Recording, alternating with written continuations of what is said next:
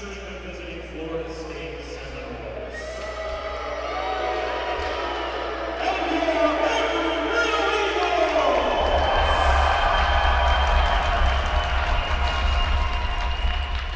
Now let's meet the starting lineups. First from the Seminoles. On defense, number 18, Ryan Chambray. On defense, number 25, Kai Smith. At forward, number 11, Andres Lopez. At forward, number 29, Jack Coulter.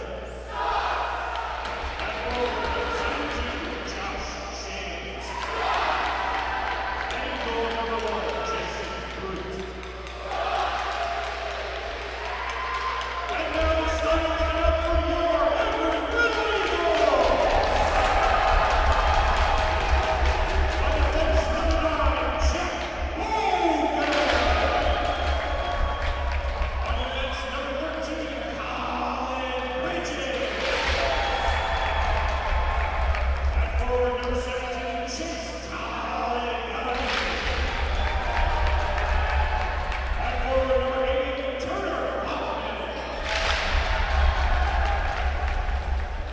At forward, number 42, your captain, Ryan Marks. And in goal number 35, Michael Morris. Ladies and gentlemen, please rise and gentlemen, please remove your caps for the singing of the national anthem.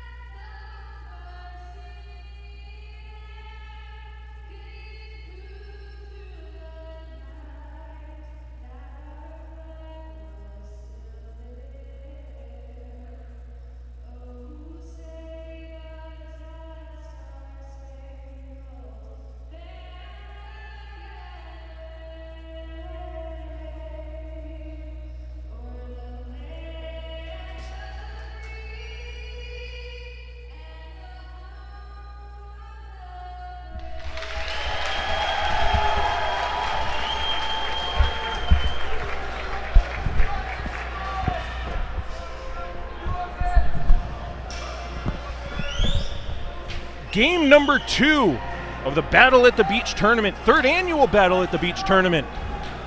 As the host team, the Embry-Riddle Eagles, will take on the Florida State Seminoles. Hello everyone, I'm Nick Gimbel here on this beautiful Friday night for Game 2 in this cross-division matchup. Embry-Riddle in their home white uniforms moving right to left across the ice surface for period number 1. Currently working on a 3-game winning streak, a sweep against Miami last weekend, along with a 4-1 win at the University of South Florida 2 weekends ago, a 7-2 record. Overall in a 5-1 SCHC record. Florida State 0-2 so far, with, much like the Florida Gators, their jerseys on back order, so they are in an array of burgundy practice jerseys with a bunch of different numbers. We will try to keep all of that arranged properly for everybody, but here is Jack Bogan leading a 4-on-2 rush intended for Ryan Marks on the centering pass. And Chase Talagani has to corral it on the far corner with defenseman Jack Bogan. Jason Prute starting for the Seminoles in goal, as a centering pass goes on the backhand of Marks and a good right pad save by Prute. Michael Morris getting the start in goal for Embry-Riddle. Bridges holding the line. In front, Turner Kaufman set that shot wide. Andres Lopez can't clear the zone. Embry-Riddle swarming on their first shift of the game. Kaufman dumps it off the backside of Talagani. And first on it is going to be Kai Smith. Pressured by Kaufman into a turnover. Kaufman out in front for Talagani. Couldn't get the shot away in the far circle. Cycles away from a trio of maroon jerseys. In front for Marks, and his shot went wide. Kaufman picks up the loose change. Talagani starts the line change for Embry-Riddle. Boken walks the line. He'll take the shot right into the midsection of Jason Proop. No rebound given up. 18:44 left in this first period. Still no score, but it is an impressive start to this game for the Embry-Riddle Eagles.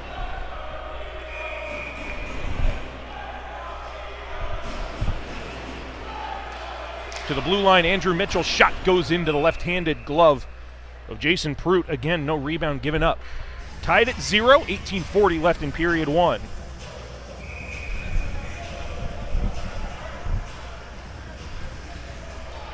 Again, a face-off on the near side circle will be handled by FSU with their opportunity to clear. They cannot get it around Andrew Mitchell. The second effort is successful around Trevor Reese. And here comes Hamilton Reese for FSU. A backhander goes off the right pillow of Michael Morris, and the rebound back behind. All the way to the blue line, cycled down low. Chasing this one down is McAllister Stambaugh. Lost possession to Noah Austin, and Trevor Reese starts the breakout, along with Derek Costanzo to the far side for Kyle Usiak. All the way behind the net, his centering pass is fanned on. Has to corral it in the corner with Trevor Reese. Up the boards for Stambaugh. FSU trying to start their breakout. Trevor Reese throws the body. Noah Austin keeps it alive. Momentarily, the puck does make its way out towards center. Usiak comes into an onside position, but FSU sends it to their offensive side of the red line. Now Bryce Corner on the transition, taking a hit at the blue line to dump it in. That was Ryan Meyer making the stand up at the blue line for the Seminoles. Now a beautiful stretch pass goes through the stick of Matthew Harity, and Embry-Riddle back the other way. Brantley Miller down the near side, shrugged back behind the net. His centering pass intended for Christopher Sorrell, and it goes off of his backhand. Fowler was also in front of the net. Now here come the Seminoles down the left wing, chipped at the red line, no icing. Ethan Turliamis. Now a heavy collision between he and Christopher Sorrell. And Brantley Miller sends his man down to the ice. Here comes Fowler at the red line. A toe drag to get around one, around the second player, into the high slot. His shot deflects to the far side. And Fowler throws the body on the forecheck with Christopher Sorrell, who steals possession away. Fowler joins the battle, and he's going to take a penalty back behind the play. The official in the neutral zone called the interference rather than the official right in front of the play. So Embry-Riddle will be on their penalty kill for the first time this evening with 16:46 left in a scoreless first period.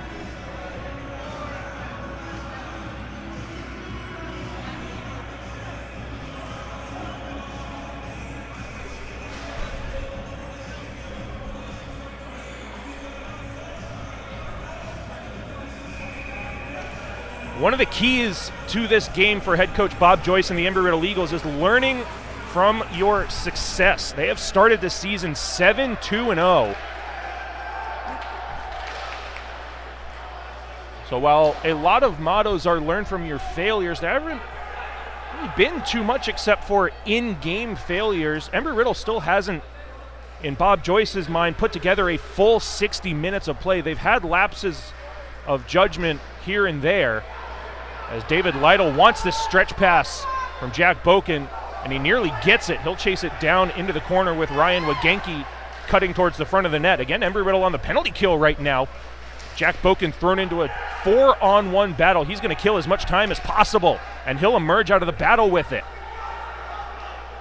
Taking more punishment to the far side. 1:10 left in Embry-Riddle's penalty kill. Lytle coming into support.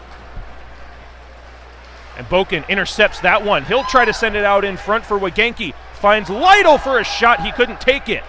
And here comes FSU on miscommunication, and they will get it out towards center, but not before Lytle's going to start the transition. Gets the toe drag at the blue line and one-hands it into the corner, and getting the worst of that hit was Ryan Chambray. FSU with very little traction on this power play so far as Lytle gets it on the far circle. Pad save, rebound for Wagenke, and he couldn't pull the trigger. At the blue line, Mitchell, he'll send one towards the front of the net. That's blocked away. Here comes FSU with 25 seconds left on their power play, and the drop pass to nobody. There's a pane of glass out.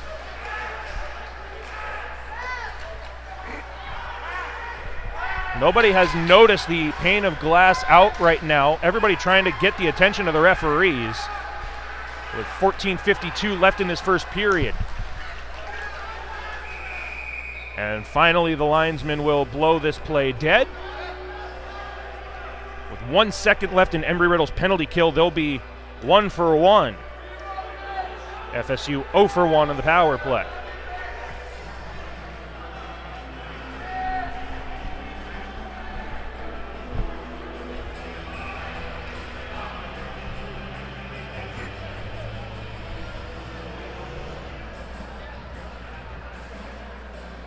So again, 7-2 and 8-2 wins against Miami last weekend for Embry-Riddle. As Fowler comes out of the penalty box. Play's going to continue because that one deflected off of Fowler at the bench. Benny, the drop pass. Deborah fires and scores! Adrian Deborah from the slot gives Embry-Riddle the 1-0 lead.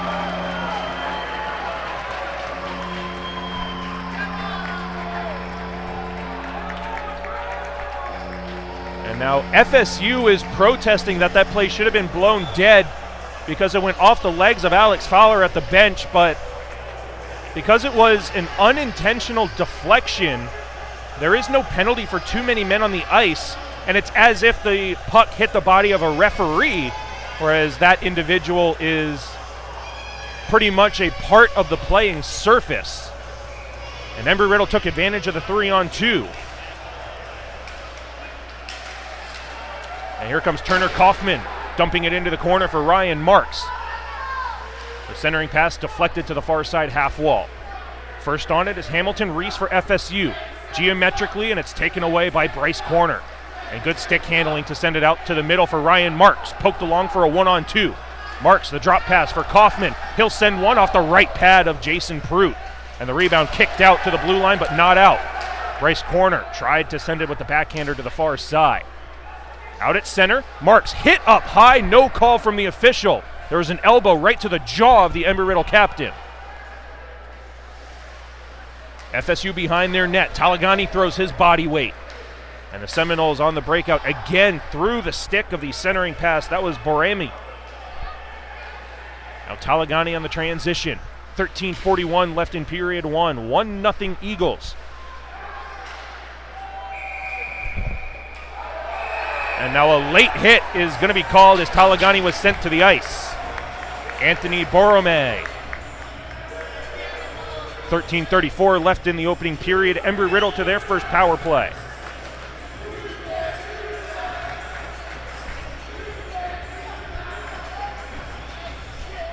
And it will be a roughing penalty officially. 2 minutes on the board with a 1-0 lead for the Embry-Riddle Eagles over the FSU Seminoles. Game 2 of the Battle at the Beach tournament. Auburn skated to a 6-1 win over UCF just before this game. That's Colin Bridges sending that shot blocked away. Now Jack Boken near side blue line has Noah Austin at the bottom of the circle. Down low for Trevor Reese.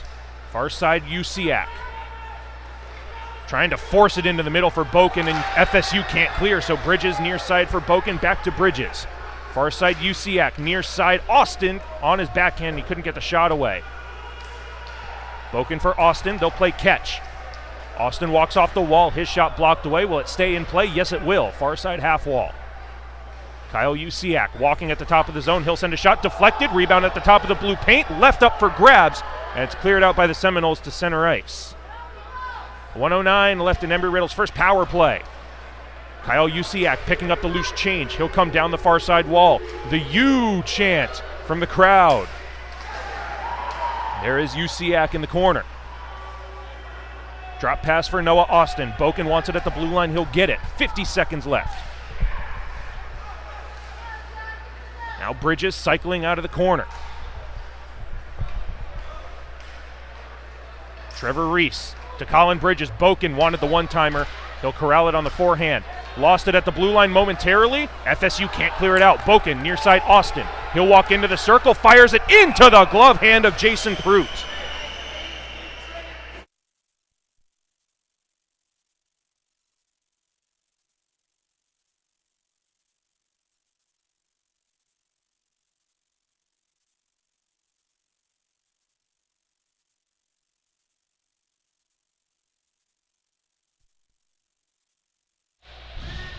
We want to welcome up into the broadcast booth Embry-Riddle team president Jordan Shepard. Sorry, Nick, just a couple minutes late. All good. It's a 1-0 lead for Embry-Riddle. For everybody else joining us late as this one-timer from the near side. It's Brantley Miller. Wow. 2-0. What a shot. Top left corner. Uses that screen. What a great time for me to hop on. Embry-Riddle 1 for 1 on the power play.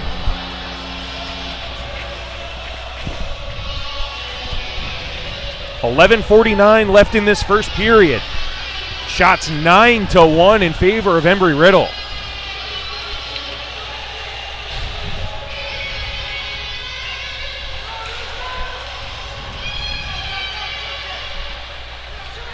Now right at center, here comes Derek Costanzo down the far side. Embry-Riddle right back on the attack.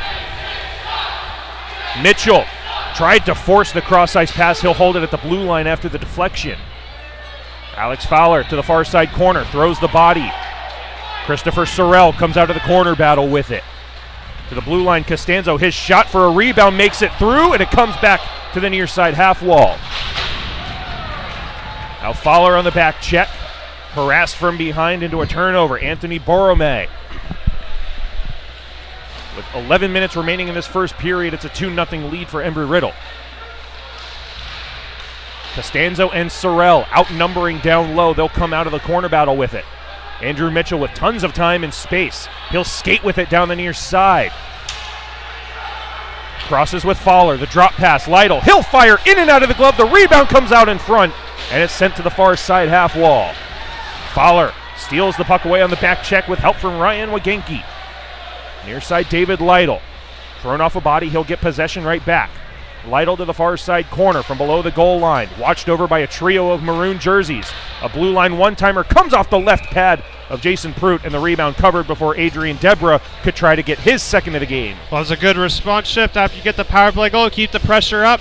Both Sorrell, Brantley Miller, and Alex Fowler, and then this fourth line with Lytle, Debra, and Wagenke. And it's always nice to see. I know Brantley's parents are visiting this weekend, him to get a goal with him here. Only his second of the season, but he's been all over the net all year. Surprised he doesn't have more. Maybe he's starting to heat up now.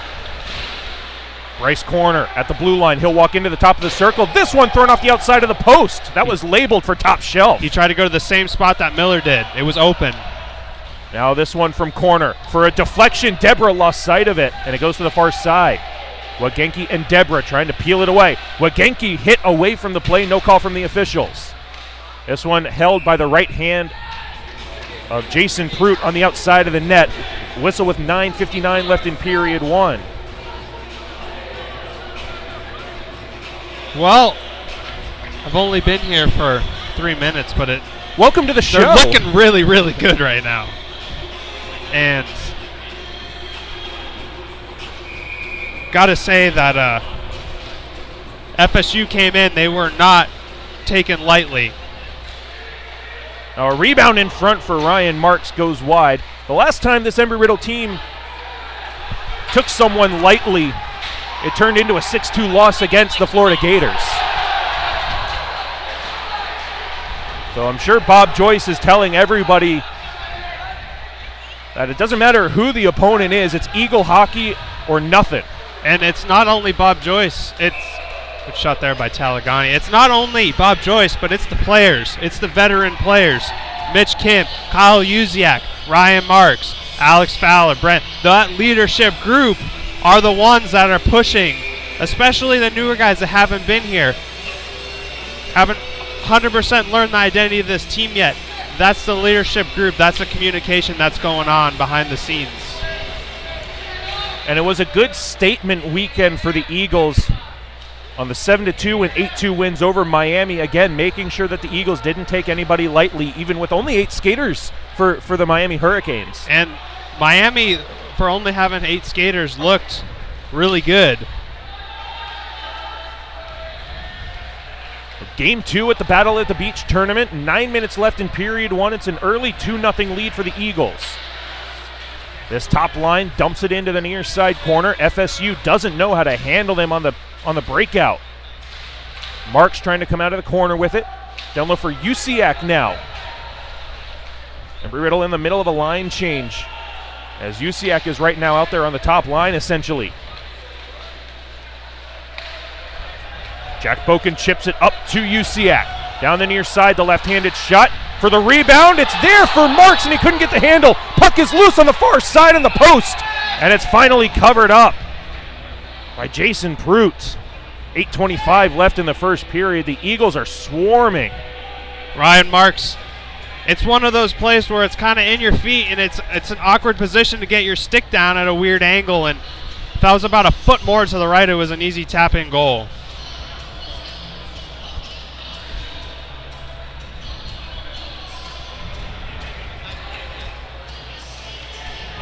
So Noah Austin and Corey Benny will join their line mate Kyle Usiak out for this offensive zone draw, and they'll win it. Costanzo for Mitchell at the blue line. No shooting lane, so he dumps it into the corner off a deflection. Benny for Austin, 2-a-side battle below the goal line. Benny comes out with it. Keeping possession along the boards, Usiak comes in to support.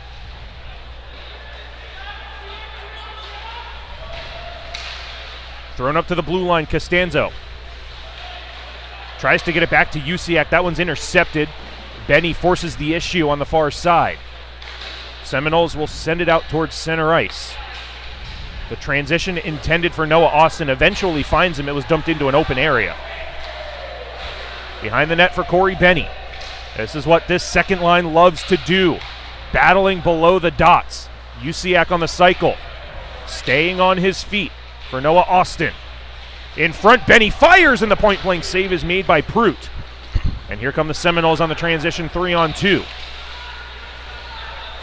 Over the blue line, offsides is Josh Shames.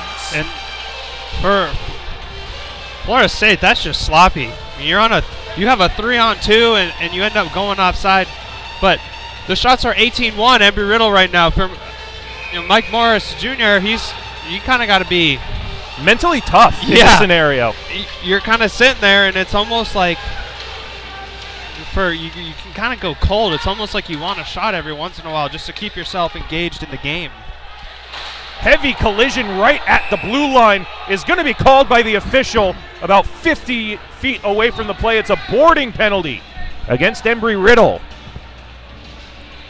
So a tough break for the Embry-Riddle defenseman Bryce Corner. Went shoulder to shoulder with the FSU player, and the Seminole took the worst of the hit, and it turns into a boarding penalty against Bryce Corner.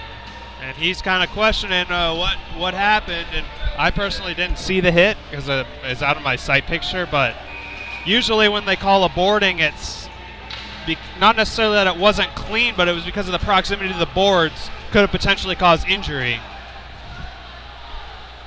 Jack Boken off the Embry-Riddle face-off win, holding it along the boards. Lost possession, though. At some point, you got to try to get it out. Christopher Sorrell tries, gets it on the stick of Boken. Short-handed, he's going to kill time and use his speed down the near side. Lost the handle, and FSU on the transition now. Hamilton Reese, stripped of possession by Colin Bridges, and he does the honors. Jason Prout for Ryan Chambray. 2 options to the right, 1 option to the left.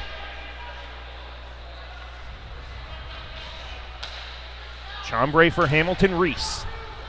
Around Sorrell and around Fowler on the dump in. On the stick of Andrew Mitchell. 1:08 left in FSU's power play. They cannot hold the line. This should not be a hand pass as it deflected and not propelled by the hand, and that's exactly what it is. So play continues on. FSU on the power play. They'll dump it in. Andrew Mitchell on the rolling puck. Held onto it long enough, right around the net, and sent down the ice. Good penalty kill so far by Embry-Riddle. FSU hasn't really been able to get set up yet. Don't have a shot yet either. Alex Fowler corralling the rolling puck at the blue line, but lost it before he could get a shot. Corey Benny with the active stick on the poke check. FSU turns it over back behind. Fowler throws the body. Benny supports. Fowler's going to go to the net on the penalty kill, and this shot deflected up over the glass and out of play by Joe Santo. 25 seconds left on FSU's power play. 5:34 left in period one. Again, shots 18-1 in favor of Embry-Riddle. Wow, this is really, I don't know if a lot of people expected this, at least this start to the game, that would give such a lopsided first period. David Lytle for Mitchell. His long-range shot goes into the midsection of Prout. The start to this game for Embry-Riddle reminds me of the start that the Colorado Avalanche had in their opening night game of the NHL against the Chicago Blackhawks. They jumped out to an early 3-0 lead in the opening 10 minutes, and it just looked like Chicago was an ECHL team out there against a Stanley Cup contender. And that's exactly what Embry-Riddle is showing right now. They're flexing their muscles a little bit, killing off a couple of penalties, and they do just that. We're back to 5-on-5 full and even strength. Well, and one thing about that Colorado Chicago game is, as the game went on, Chicago actually made a game out of it, and for Embry-Riddle, you don't want that to happen. You want it to stay, keep your foot on the gas pedal. And Jordan, before you hopped on the mic, one of the things I said was, in Bob Joyce's eyes, this Eagle team hasn't really put together a full 60-minute game. The parts that they have put together have been spectacular, and that's why they have a 7-2 record. But imagine if it was a full 60-minute game. And Embry-Riddle is starting right now with a solid 15 minutes, a couple of penalties here and there, but 15 minutes through the first period. Pretty good Eagle hockey right now. And that's really what you got to keep doing. And you can't get complacent. And sometimes you have a really good first period. You go into the dressing room and you're thinking, wow, all of that for a good period.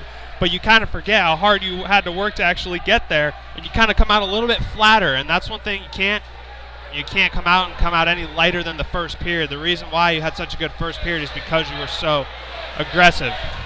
And a delayed penalty from the official right next to the play.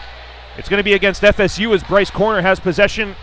Over to the far side, the shot for the rebound from Sean Cardello makes it to the near side. FSU with possession, and it is going to be an interference penalty. So Embry-Riddle, 1-for-1 on the power play, will go on their second opportunity. Well, if it's anything like the first power play, you need to get traffic in front of the net, and you need to get pucks through. You need to the defenseman at the points, and it's been a constant thing all season, shooting into shin pads, not getting those pucks through to the net. That's one thing that Sean Cardello and Bryce Corner out there on the power play on the points need to make sure they do. And Turner Kaufman's a big guy. He needs to be in front of the net, creating chaos. That's how they scored. Brandley Miller scored his goal. There's traffic in front of the net, and he got the shot through. Kaufman on the cycle for Talagani. To the blue line, Cardello. D-to-D for Bryce Corner. Top of the zone for Cardello. It bounces over him. It's a foot race out in the neutral zone, and Talagani's going to win it. There should be a delayed offsides, but it's not going to matter as Cardello's going to come on the transition 3-on-2 in the power play. The drop pass, Ryan Marks. He fires a missile over the crossbar. Wow. Good look there by Sean Cardello. In on that 3-on-2. Now back behind for the captain. Marks has corner, but he elects for the drop pass for Austin. Excuse me, that's Talagani, 17, not an 11. Back to Talagani near circle. For Marks, the sharp angle. Tried to get Prout off of his post, but he stood his ground. Corner with the straightaway shot at the blue line. He'll move it to Turner Kaufman. Into the corner, Talagani with 56 seconds left on the power play. Good first minute of this power play. Talagani out of the corner. Turner Kaufman near side Cardello. Top of the circle. He'll send it on goal pad save, and the rebound comes right back to Cardello. Off the boards for Ryan Marks. No pressure coming, so he's easily able to corral it off the boards. Skate to stick for Kaufman. What an athletic play to get that shot away, and Marks fans on it on the point-blank shot. Honestly, he fanned on the shot, but if he would have been able to get that puck right after, The goaltender bit really hard. He would have been able to just push it around him. Now in front for Marks. He'll send a rising shot, shrugged off by the shoulder of Prout. Now Cardello in the middle of a line change. Dumps it in. Rice corner pinching in from the blue line, and FSU will clear it all the way down. Both teams will finish their line changes. And with only one shot against this period, there is Michael Morris getting his touch in. Well, and that was a good power play for Embry-Riddle. Not really a chance for FSU to change their penalty killers at all. What a save by Prout, fighting that short side shot off. We're back to 5-on-5 full and even strength. Embry-Riddle 1 for 2 on the man advantage, with a 2-0 lead in the final 2 minutes of period 1. Noah Austin for Trevor Reese at the top of the circle. The cycle down low for Kyle Usiak. He throws the body below the goal line. Colin Bridges thrown into the glass. 1-on-2 battle below the goal line. Usiak makes it 2-on-2. To the blue line, Jack Boken throws it off the glass, off the body of Noah Austin. And it's on the stick of Trevor Reese, but he lost the handle on it. Bridges holds the line. Rolling shot after it pinballed in the high slot. Usiak all the way through the slot and out to neutral ice. 1:20 left in the first period. Bridges for Boken. Behind Trevor Reese. Using his body to shield possession. Boken geometrically for Reese. Onside over the blue line. Dumps it behind the net intended for Kyle Usiak, and it gets there. Usiak stopping up away from pressure, throws it through the crease. Almost went off his skate. 50 seconds left in the opening period. 2-on-2 battle. It has been all Embry-Riddle all period. Brantley Miller throwing the body as this icing is waved off. FSU winning the race to the dots in the final half minute of period 1. Brantley Miller takes the hit to make the play. On the stick of Kyle Usiak. The toe drag fails as it was poked away at the last second by Kai Smith. Out there with Ryan Meyer on defense. This one pinballing in front. It's loose on the far side and eventually covered up by Jason Prout. And more pushing and shoving in front of the FSU netminder. Christopher Sorrell involved. Usiak comes over to survey things, and Brantley Miller with an extra shove after the whistle. A good shift there. Job by Kyle Usiak. He tries to move, he doesn't get, but he's relentless. He goes into the corner, wins the puck battle, and takes it to the net. And seems like a lot of the bounces are going Embry-Riddle's way right now. Shot category right now is atrocious. 28-1 in favor of Embry-Riddle. But what a job by Jason Prout. It's only a 2-0 lead. Exactly, and that's goaltenders can keep you in games, and these are the games when you're FSU, you kind of got a little bit of motivation. You know, it's only a 2-0 game. We'll go out and get a couple goals and all the wins out of their sails. Final 3 seconds, and the shot from Derek Costanzo goes off the glove hand of Prout. The rebound back behind, and that will be the end of period number 1. Adrian Debra giving the Eagles the 1-0 lead, and then Brantley Miller, a beautiful one-timer on the power play, is 2-0 Embry-Riddle over the FSU Seminoles in Game 2 at the 3rd annual Battle at the Beach tournament. And we will be back for the start of period number 2 here shortly on the Embry-Riddle Eagles broadcast channel.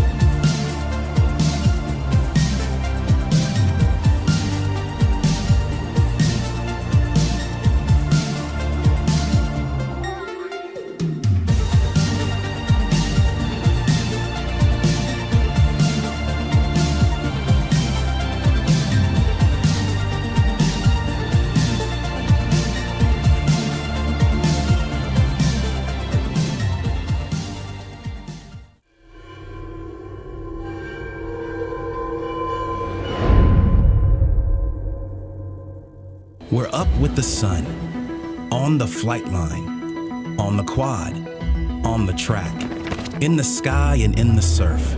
We are serious, intense, fearless. We work hard and we play harder. We are pioneers, travelers, adventurers, explorers. We build the bots, we put the roar in rockets. We tweak the code and we craft the apps. We plan it, we run it. If you can fly it, build it, or lead it, our alumni have done it. We built it, they came, and we're still growing from every state and more than 100 countries. We are the only, the best, the industry leaders, and we've only just begun. We're cranking our rankings to the next level. #1 in the conference. #1 in the classroom. We're making waves, competing on brand new planes. We're taking business, medicine, engineering, and flight into space. We teach it, we preach it, we help you reach it. Your dreams, your goals, extra focus, extra fast, extraordinary, Embry-Riddle.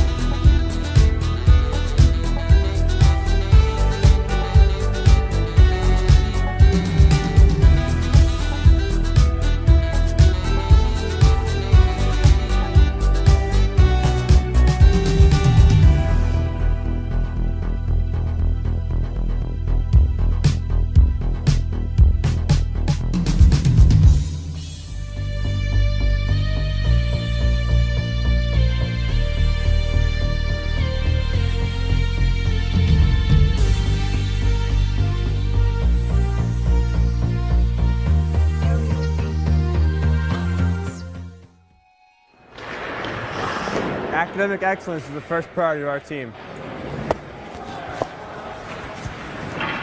We're constantly learning about the game of hockey and building our hockey intelligence. In hockey, we learn critical skills that apply to our professional careers, such as perseverance, teamwork, leadership, communicating with others, and decision-making. We prioritize our coursework. We understand and value teamwork.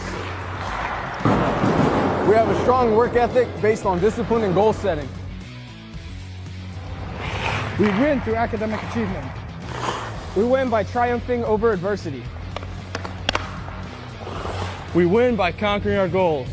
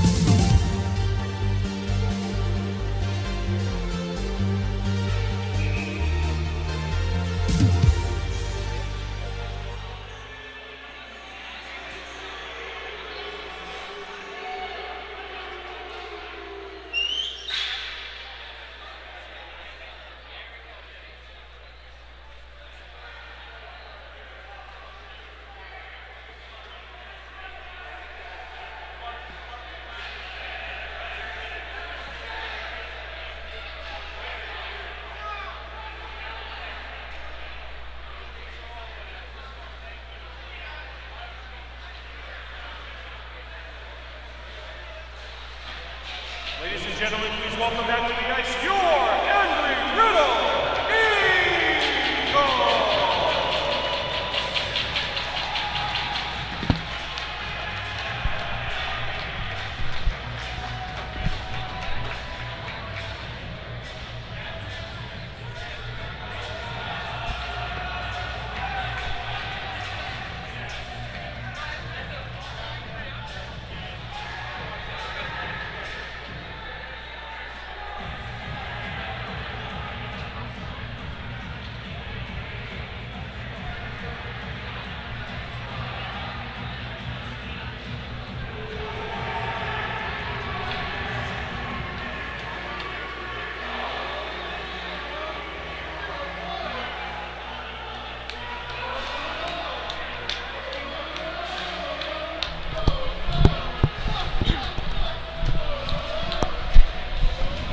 Period number 2 of Game 2 of the Battle at the Beach tournament set to get underway here from the Daytona Ice Arena. Embry-Riddle coming in to this middle period with a 2-0 lead over the Florida State Seminoles. Nick Gimbel alongside Jordan Shepard for this middle frame. FSU in burgundy practice uniforms with their jerseys still on back order. I was talking with a couple of the Seminole players.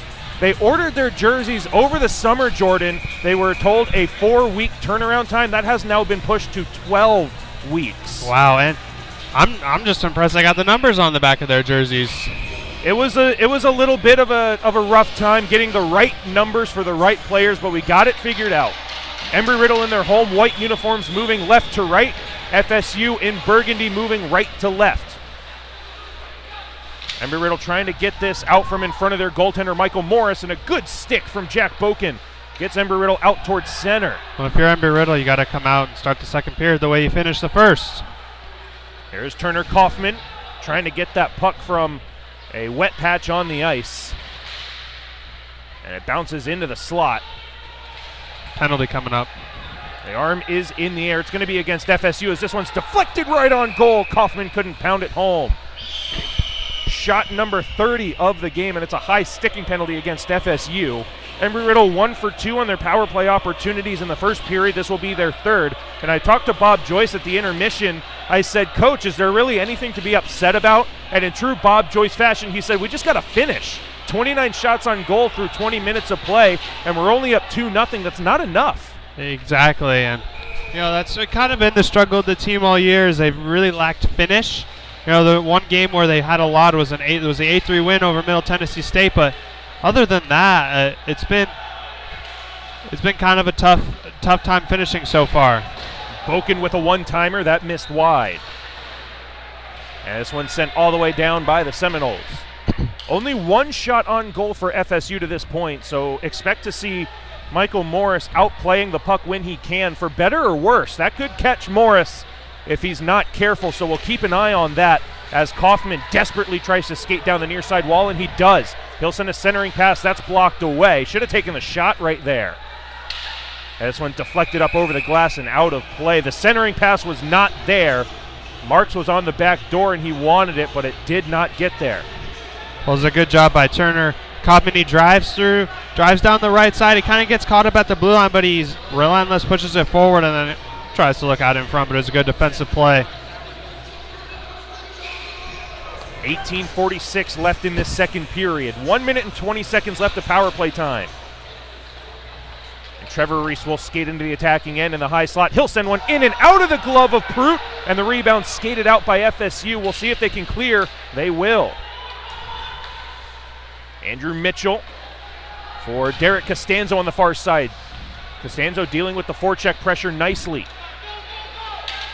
Mitchell for Noah Austin into the attacking end. A minute remaining as this loose puck causes a scrum right in front of the FSU net. Thrown off the glass and out. Mitchell will go D to D to Costanzo. Stood up at the center ice red line, but the back pass is intercepted by Noah Austin, and he'll draw a hooking penalty as well. It'll be 5-on-3 for 34 seconds, 2 minutes into the second period. And I just mentioned it a little while ago, Bob Joyce wanting his team to finish. This is the time to do it. This is the time to do it.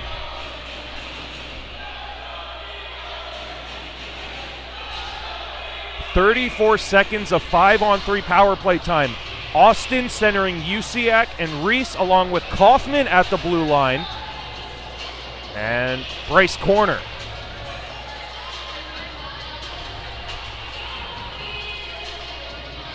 Austin wins the face-off, and Turner Kaufman corrals for Bryce corner on the far side circle. For Kaufman straight away, his shot blocked. Kaufman holding on to the rolling puck, settle down for Noah Austin. Kaufman wants the one-timer, he'll take it, but no one is in front of Prout, so it's a routine glove snag, but he couldn't hold on to it. Now Usiak walking off the wall, the drop pass, Kaufman. Again, nobody is in front of the net. Somebody's got to be there. Well, and Turner's got to recognize that there's nobody in front of the net. And just as I say that, Usiak comes out in front, and he gets the deflection on goal. But it is snared out of the air by Jason Prout with 17:29 left in the second period. 3 seconds until it's a 5-on-4 power play, and then 1 minute and 27 seconds of 5-on-4. Far side circle faceoff is won by FSU. They'll send it all the way down. Morris will send it geometrically off the near side wall for Usiak. Trevor Reese, far circle shot deflected high. That puts Embry-Riddle 1 for 3. They're currently on their 4th power play opportunity. The drop pass for Noah Austin, walking along the goal line to the far corner. Far side for Usiak, his shot missed wide. Excuse me, that was Bryce Corner pinching in from the blue line. And he'll have it at the far top circle. Kaufman straight away. His shot, pad save. The rebound skated out by FSU. They've got a shorthanded chance, 2-on-3. Good job by Bryce Corner and Trevor Reese to back check. Good stick in the shooting lane from Michael Morris. And that puck rolls up to the blue line, but not out. 40 seconds of penalty kill time for FSU here. They cannot keep it in the zone. Usiak onside. Austin goes to the net. His shot deflected off the outside of the net. Usiak for Bryce Corner at the half wall. Bryce Corner forced into a turnover, and FSU will send it over the glass and into the netting. No penalty, but it wasn't a great power play for Embry-Riddle. There wasn't a lot of effective puck movement, and Turner Kaufman takes those 3 shots, but he misses the net and shoots it with nobody in front of the net. And see if they can have a strong last 20 seconds of this penalty. Alex Fowler's shot goes right into the chest protector of Prout. No rebound given up. 35 shots on goal to 2. I don't know if I've ever seen that many shots in 24 minutes of action.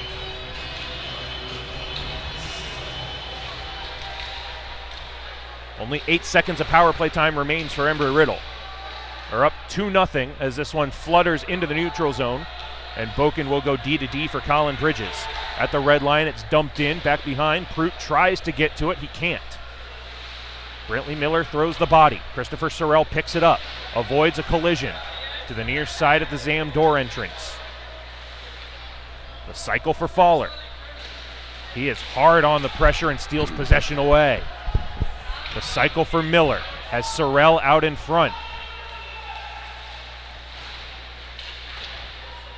And again, chipped over the glass and out of play with 15:28 left in the second period. 0 for 2 in the second period, 1 for 4 in the game on the man advantage for Embry-Riddle. Again, we talked to Bob Joyce at the first intermission. Got to take advantage of the opportunities, got to finish, and 1 for 4 doesn't scream we're finishing. Well, and it's been kind of a stop-and-go period with nobody's really had any time to build any momentum. It's just been shot, whistle, so. Over the net, and a potential breakout pass is deflected away by Andrew Mitchell. Now Wagenke with a broken stick that will be dropped. So 5-on-4.5 in Embry-Riddle's attacking zone, as it's a broken stick for Ethan Kanan. Mitchell at the blue line. Down to the half wall for David Lytle. And this one skated out to the neutral zone. 3-on-2 for FSU if they can get it around Andrew Mitchell, and they do. A backhander comes in through the blue paint, and it's sent to the near side half wall. And a penalty behind the play coming up against FSU on the late hit by Andrew Mitchell, as the FSU player is chirping in his ear now. an excellent mental composure by Andrew Mitchell to not take the retaliation penalty as Anthony Borome was in his back hip pocket. That's exactly what you need. One thing, oh, is he? He's gone.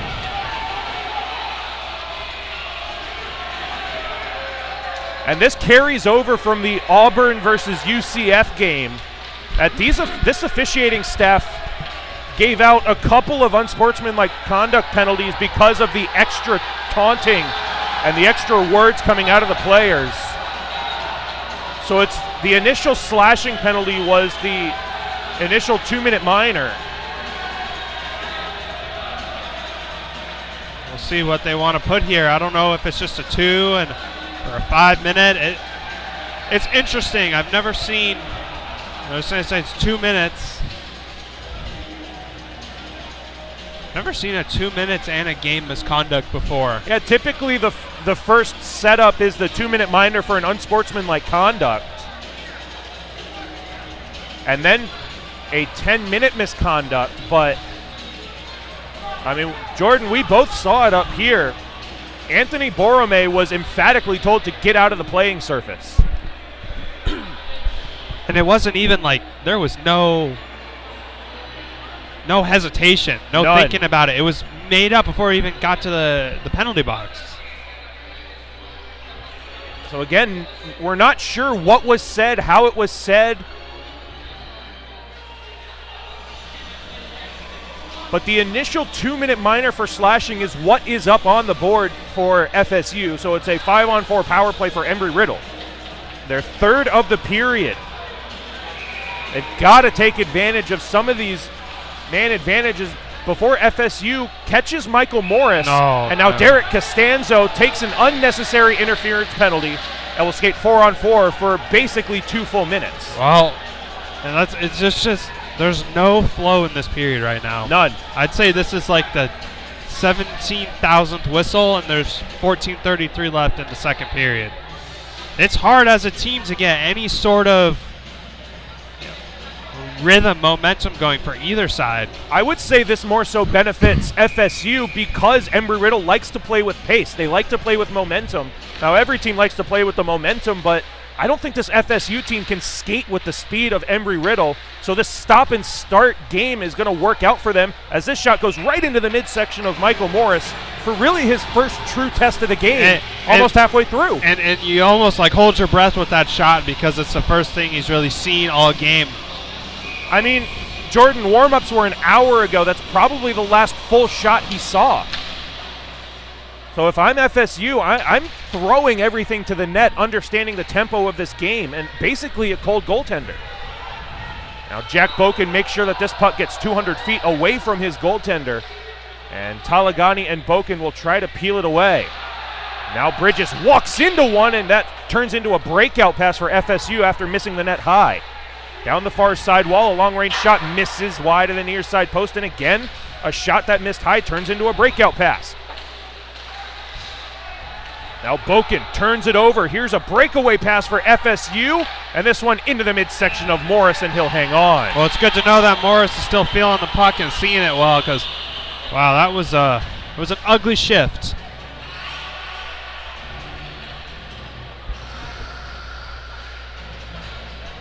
(35-4) of the shots. With 13:45 left in the second period, that's a lot.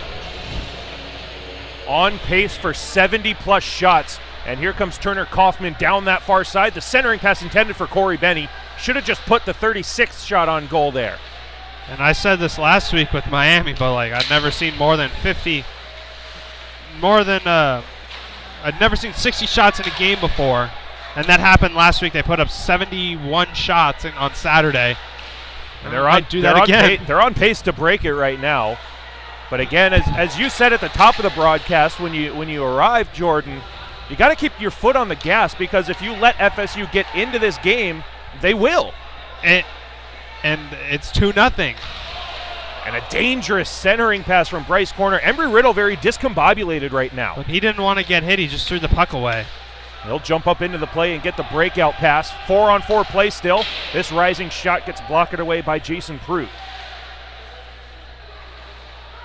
To the blue line for Corey Benny. Glove down by Kaufman. He has Sean Cardello to his right. Goes to the left for corner. We are back to 5-on-5, full and even strength as of now. So even though it was only 5 seconds, FSU is now 0 for 3 on their power play opportunities. Cardello lost the handle. Potential for a 2-on-1 for FSU down the near side. Matthew Harity into the near side corner around Andrew Mitchell. Stripped of possession by Trevor Reese. He has Usiak down the right side wall, but smartly taking the ice that's given to him. Off the leg of the official and into the corner. Loose puck behind will be taken by Joe Santo. Turns it over to Trevor Reese. The cycle for Austin, continued for Usiak. The centering pass for Reese comes up to the blue line. Costanzo, near side one-timer by Mitchell, missed what would have been a soccer goal. The good old flex the stick, make sure it's not broken trick. Trevor Reese from a blue line position, shot for a rebound, and the defenseman Costanzo couldn't put it home in front of the net. Costanzo from the corner. Wow. What a shot from Derek Costanzo! Over the shoulder of Jason Prout. I don't even know if he was looking when he shot that. It was so casual. Back bar and out. 3-0 Embry-Riddle. That is unbelievable. Well, he can't bury the chance on the back door. Doesn't matter. He's going to make a harder shot look easy. 3-0 Embry-Riddle. Got to keep building on this. We are back to 5-on-5, full and even strength.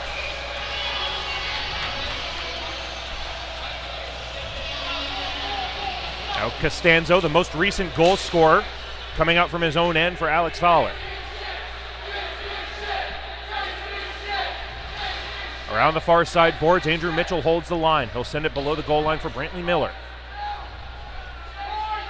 To the blue line, Costanzo. A quick pass to the far side, missed the target. Mitchell keeps it alive, though. Intended for Sorrell down low, but he started his back check. Now intercepted by Fowler. He'll walk off the wall, tries for the same top corner, but he missed. Costanzo, a stutter step at the blue line. He maintains possession. D to D, and another stutter step for Andrew Mitchell, falling down on the shot right into the midsection of Prout. No rebound. 10:45 left in period 2. 3-0 Embry-Riddle. Good to see traffic in front of the net. Unreliable Chris Sorrell causing chaos. Good job. Andrew Mitchell just to get that shot away. He's falling down. Just throw it at the net. Doesn't have to be pretty. I say that after Derek Costanzo's beautiful goal, but they all look the same on the score sheet.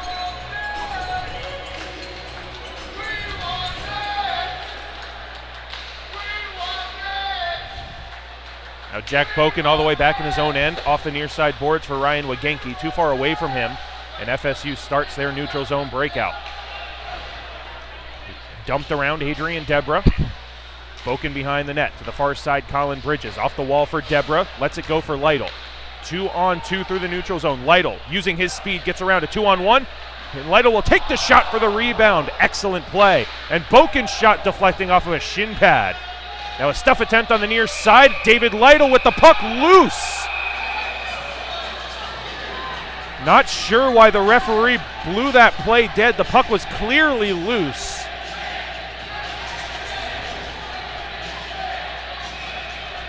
And it's interesting how there were no penalties there. Just letting them play, I guess. Kind of just waiting for that extra shot, and that's who's going to go, and it never came. All of this with 10:06 left in the middle period. Seminoles with the face-off win. Trevor Musum lost possession out of the near corner. Jack Coulter supporting his defense. Debra steals it away. Lytle at the blue line, far side for Colin Bridges. He'll send a shot, pinballing in front. FSU comes up with it, and instead of clearing it out, they'll rim it around the far side boards from behind their own net. Bridges holds the line. Lytle down the half wall. taking harassment from behind, gets it to the blue line for Jack Boken, peels it off the wall, again gets around the forecheck, untouched into the high slot, off the post! He had the screen, he had the corner, he just missed. Now Bridges with a shot missed wide to the far side. Lytle, his stuff attempt goes through the crease, and at this time will be covered by Jason Pruitt. And he had, Pruitt was off the post, and Lytle had that, but it's when you're coming around a wraparound, you're kind of just trying to get it on the net because you know that the defenseman's got you lined up. And again, we were preaching it through all of Embry-Riddle's first 3 power plays in this period.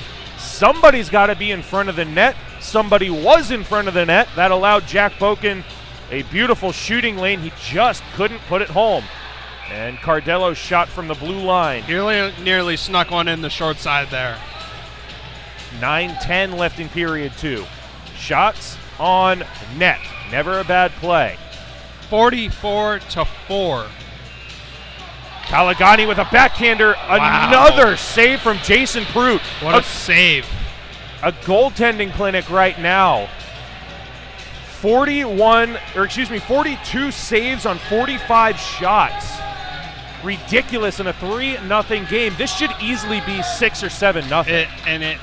It's at some point the floodgates are just going to open, and it's going to be if you keep throwing pucks at the net like this and getting these grade A scoring chances, they're bound to go in at some point. Now Ryan Marks thrown into the boards. Near side, Talagani out of the corner. Marks at the far half wall. Blue line, Bryce Corner. Holds the line, but he missed the shot wide. Cardello trying to walk off the wall. Down low, Talagani, a backhander to the far side, blocked by an FSU shin pad. That was Joe Santo in the passing lane. Marks, handcuffed corner, but he keeps it alive for Talagani. Walking along the blue line and forced out towards center. 8.5 left in the second period. 3-0 Embry-Riddle over FSU. Talagani with very little support. That allows FSU the opportunity to send it off the glass and out of play. Well, for Embry-Riddle, I mean, it's the first 6 or 7 minutes of the period were not what you wanted, but they've really turned it on ever since, even right before the Derek Costanzo goal, and ever since the Costanzo goal, they've just been running away with it. Well, and we were drawing similarities between this game here and the Colorado versus Chicago game on Wednesday, and it really is very similar in the fact that Jason Pruitt is keeping his team in this game and not allowing the Seminoles an opportunity to really get 2 down and out, because every spectacular save that he makes is just extra momentum for the Seminoles right now. And they're only down by 3, so they're going to keep pressing. Riddle needs one more goal. They'll be down by as many goals as they have shots, assuming nothing changes. This one nearly deflected over his own shoulder. Jason Pruitt. Faceoff stays in FSU territory. Throw the puck at the net. Good things will happen. Perfect example right there. Nearly catches Pruitt sleeping, and he was trying to clear the puck away with the stick. It was just a bad bounce. Pruitt hasn't had time to blink in this game, let alone catch a nap. Just caught his stick at the wrong angle. Derek Costanzo, the most recent goal scorer, behind the net for Trevor Reese, has Usiak in the circle. The centering pass for Noah Austin goes to the far corner. Costanzo pinches in. There's Usiak, the forward, at the blue line, watching over for his defenseman. The saucer pass for Andrew Mitchell, the last man back, so he's forced to send it to an open area. Usiak tries to send it into the middle, and he'll retreat out to neutral ice to intercept that play, but he turns it over. Here comes FSU right into the zone.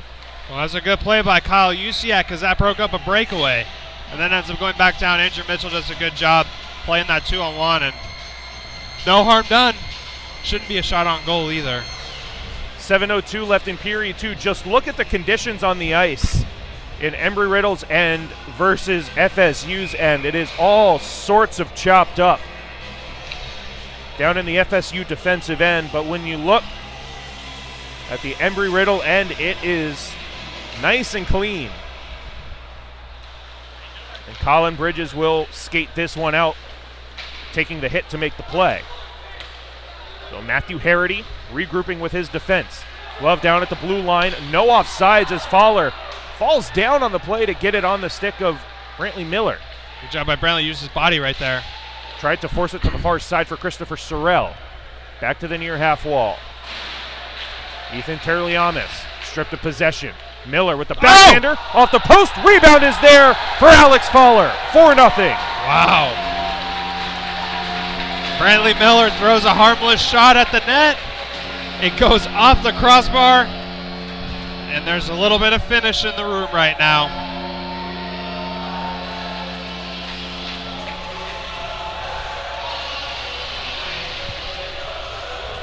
6:27 left in the second period. 4-0 Embry-Riddle. That's just, that's what they needed. You know, they came out a little bit flat, but they really kept their foot on the gas pedal in this second half so far. Corey Benny breaks up the breakout pass. Deborah supports on the forward check. David Lytle awaiting a centering pass, but he's not going to get it. The puck comes out to center. Deborah for Cardello at the red line. He'll dump it in. Glove down and dropped loose by Prout. The breakout stymied at the blue line by Cardello. Benny to the far side for Deborah. Getting support from Lytle on the forward check. It goes onto the stick of Ethan Kanan with the pitching wedge towards center. Again, glove down through the air. This will not be a hand pass. Brought in for a high slot shot. Rebound is there off the chest protector of Mitchell. And the rebound to the far side. Dangerous play for FSU there. Now Corey Benny into the attacking end. Trying to get around the defenseman. Walks out in front. Avoids a poke check. It's there for Lytle. The shot comes in and it's pounced on by Jason Prout with 5:24 left in period 2. Adrian Deborah and David Lytle with some golden opportunities on that shift, but it's what you like to see. That's the 50th shot of the game with 5:24 left in the second period.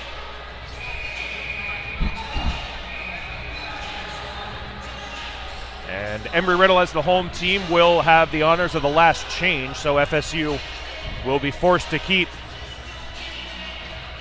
Ryan Chambray out on the ice. But it is Derek Costanzo. His long-range shot goes off the outside of the net. Ryan Marks to the far side. Nobody is home. FSU on the breakout. Andrew Mitchell got knocked down on the play. He got tripped up blatantly and fell on his arm at an awkward angle. No call from the official. It looked like it could have been a slew foot. Andrew Mitchell will get up under his own power and make his way to the bench, but potential for a tripping penalty, or as you said, Jordan, a slew foot that went uncalled in a 4-0 game. He's just holding his, looks like his left shoulder area. So we'll see if Mitchell returns to this game. 5:06 left in period 2.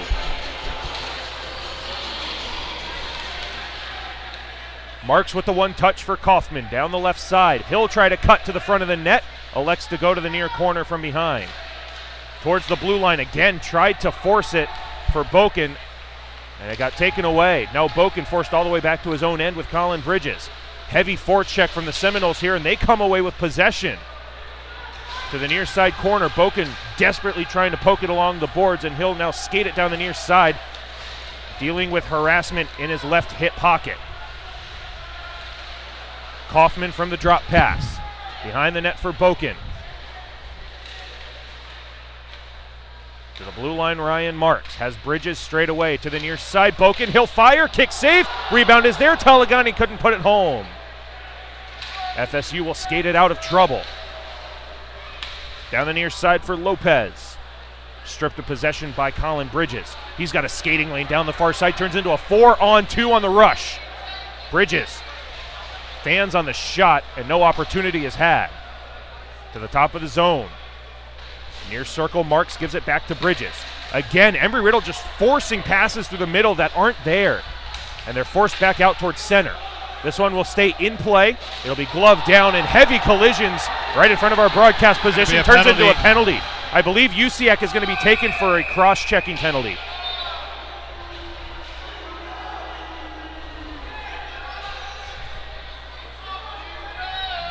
Call it a boarding. It is a boarding penalty. Well, it's a 17 out of 43, so not sure what's wrong with my eyes, but that's Talagani for boarding. And FSU will go on their 4th power play of the game. Sorry, Embry-Riddle, you got to kill this one off. Don't even give him a chance. 3:38 left in this second period. Face off on the far side circle, glove hand side with Michael Morris, who has had very little action, but he's handled it well to this point. Thrown off the glass, not out. Held at the blue line by Chombre. Trevor Reese, he can't clear it out, but it goes off of an FSU body and out of play. 3:30 left in the middle period, 4-0 Embry-Riddle, 1:52 left in FSU power play time. 52-5. Oh, I can't get over that. But again, Jason Pruitt doing his job. It could very easily be 6, 7, 8-0. He's keeping FSU within earshot of this game. And pretty soon FSU is going to take advantage of that. They have it on the near half wall, all the way to the far blue line.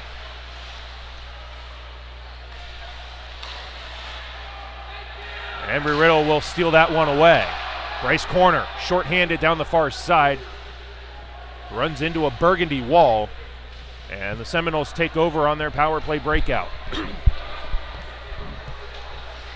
Joshua Shames, a little toe drag to get around Noah Austin. Now to the blue line. Rolling puck at the near side. Ryan Chombre gets it back. Harassed by Noah Austin.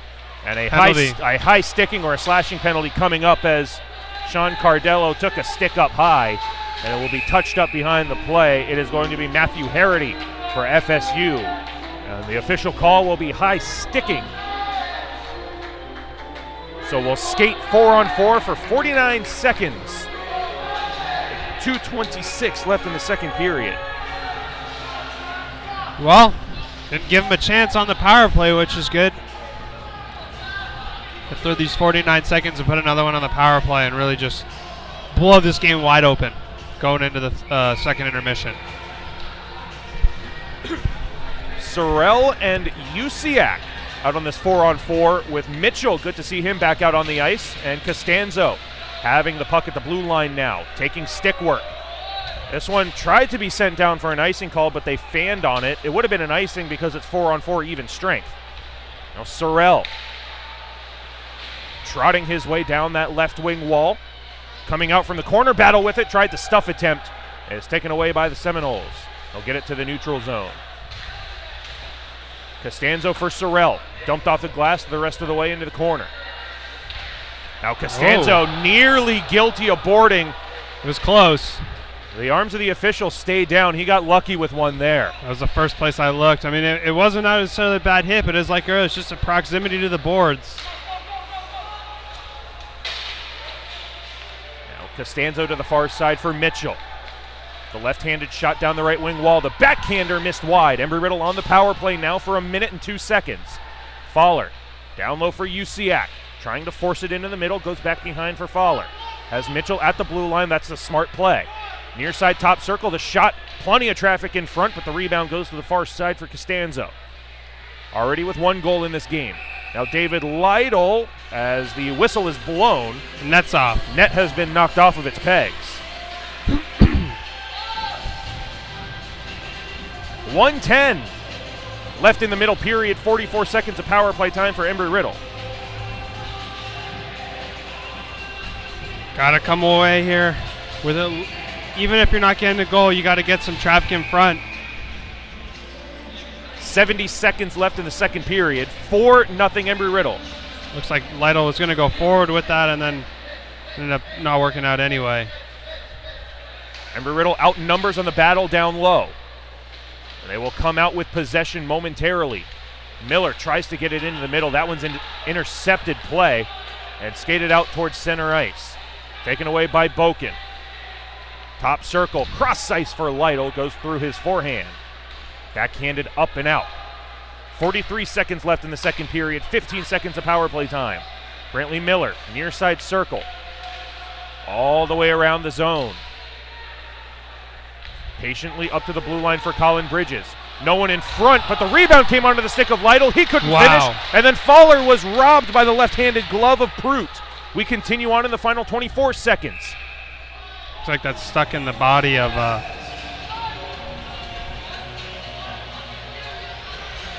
It is in the equipment of one of the FSU defenders.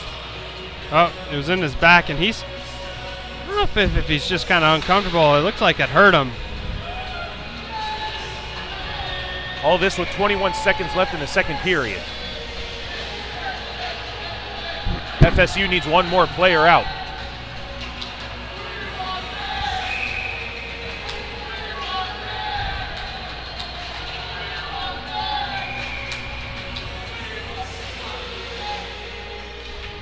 Embry-Riddle wins the far side face-off.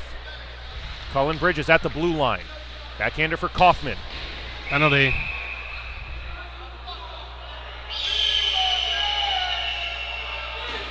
Slash. Looks like it's on Colin Bridges. Question mark. Colin Bridges had the puck at the blue line. Yeah, I don't... It was called by the... Like, Turncoff out of puck, but I saw the official's hand go up and pretty much blow it instantly. So it had to have happened behind the play. So it's a 5-on-4 power play for FSU. Final 12 seconds of this period. Ryan Wagenke chance. Wagenke short-handed, overskated and couldn't get the shot away. 2 seconds, 1 and 0. And Wagenke slams his stick on the boards in frustration. So there will be 1 minute and 47 seconds of power play time remaining for FSU when we come back. It is a 4-0 lead for the Embry-Riddle Eagles over the FSU Seminoles here in Game 2 of the Battle at the Beach.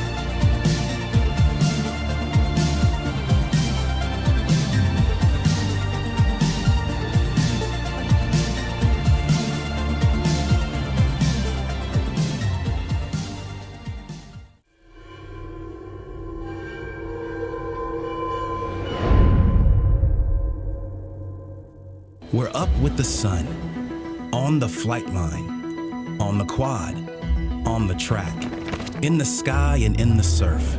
We are serious, intense, fearless. We work hard and we play harder.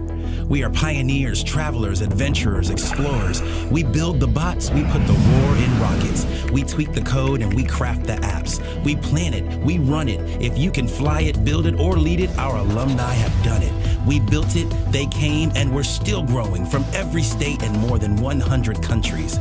We are the only, the best, the industry leaders, and we've only just begun. We're cranking our rankings to the next level. #1 in the conference. #1 in the classroom. We're making waves, competing on brand new planes. We're taking business, medicine, engineering, and flight into space. We teach it, we preach it, we help you reach it. Your dreams, your goals, extra focus, extra fast, extraordinary. Embry-Riddle.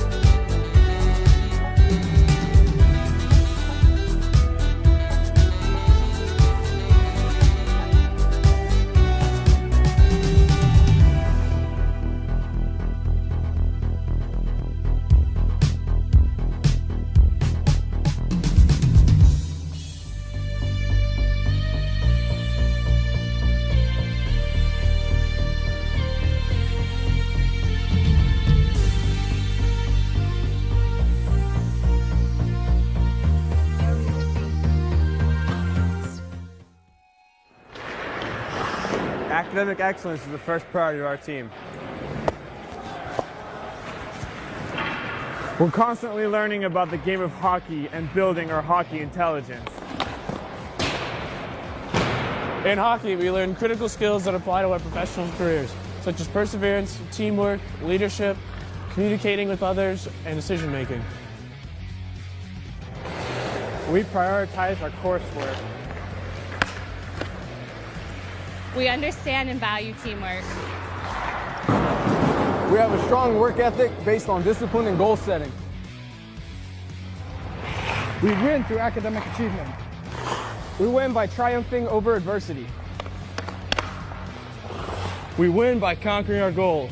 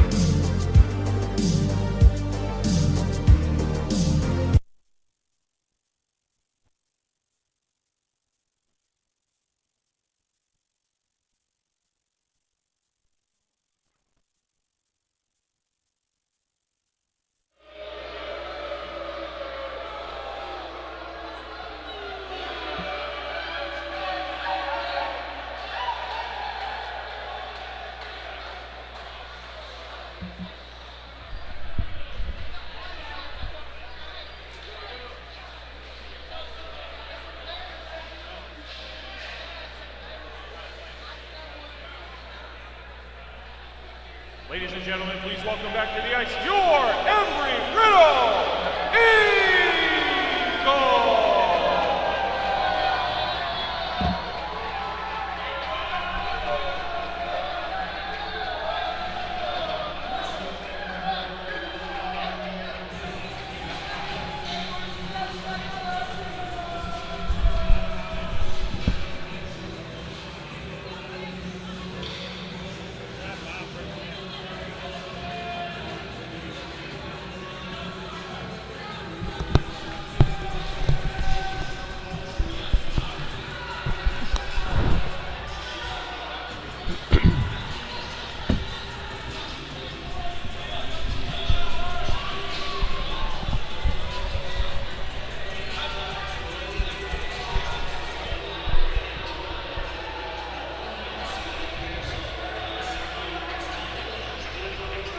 Third and final period set to get underway here at Game 2 of the third annual Battle at the Beach tournament here in South Daytona, Florida. Embry-Riddle skating to a 4-0 lead after 40 minutes of play, shots 55-5 in favor of Embry-Riddle, but always improvements to be made.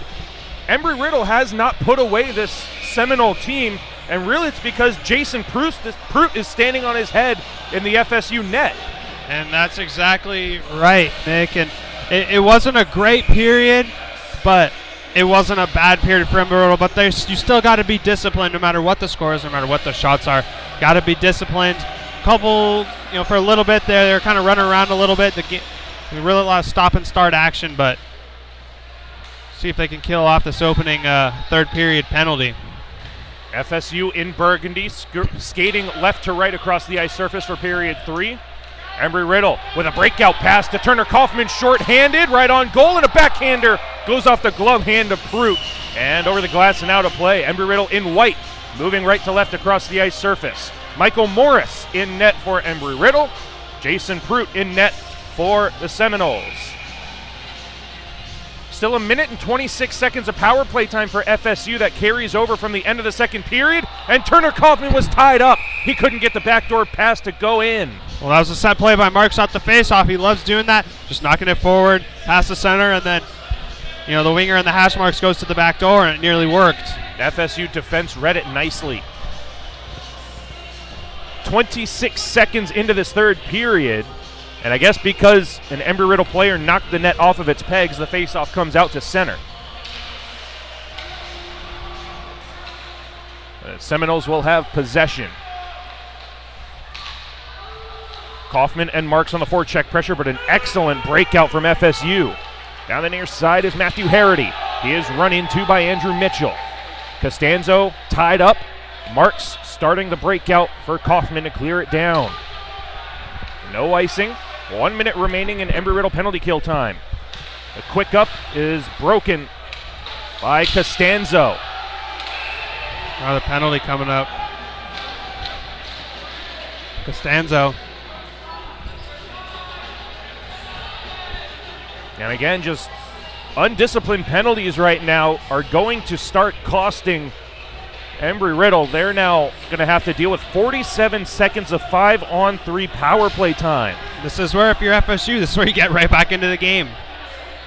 Everyone on the 5-on-3, you get a little bit of momentum. You get another one on the power play. It's 4-2. Huge kill for Embry-Riddle. And at some point, you got to get one for your goaltender who's playing his head off right now. FSU at the blue line. Stambaugh. The centering pass goes through Austin. And he'll have the second opportunity to clear. He is successful. 30 seconds of 5-on-3 power play time. Ryan Chambray. Down the left wing. Gets around the outstretched stick of Noah Austin.